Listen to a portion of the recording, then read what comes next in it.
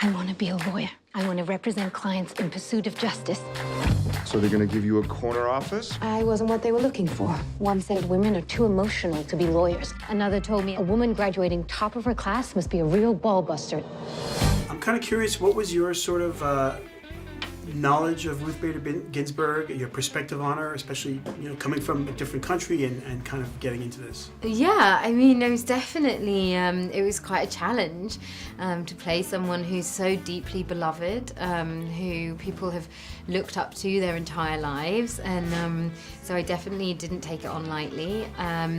I had known of Ruth Bader Ginsburg. My mother had listened to a radio program about her, so she had said, "I know, I've been listening about this extraordinary woman. She sounds wonderful." And then I think it was a few months or a year later, I got the script, and I just was blown away just how much she'd gone through to get to the position that we see her in today.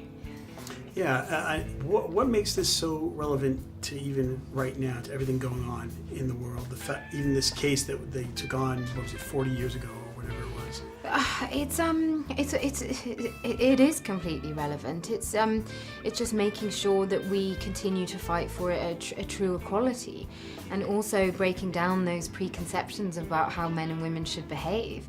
And one of the biggest things that Ruth has been fighting for is obviously having men be involved in the domestic sphere in terms of bringing up children, and making sure that there is a shared sense of parental duty. And when we have that, then obviously that will benefit equality enormously, because then it means that women can progress into higher leadership positions, knowing that responsibility is shared. Have you had a chance to meet her?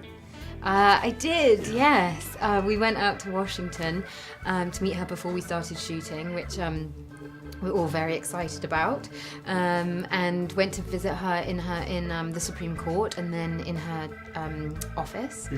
And then I spent time with her, alone with her in her home, and really just got to know her, got to understand how she had such sort of strength and determination to do what she did. And I could see that even in little things like her desk being very, very close to her bed, and her sort of, so that she can get up in the middle of the night and write something down, write a thought down, just the dedication with which she's conducted her working life with. Did she give you any thoughts on how she felt about the movie being made? Well, her nephew had written the screenplay, and before he even wrote it, he was very open about it. He went up to her and said, "I'd love to write this screenplay about you," and she said, "Well, if that's what you want to spend your time doing, then go ahead." So in her sort of characteristically dry sense of humour, she definitely was in support of it.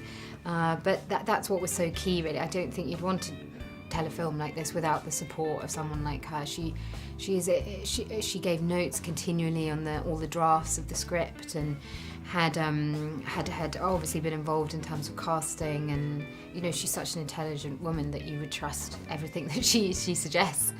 Yeah. What was your biggest sort of takeaway or surprise thing that you learned coming out of this experience?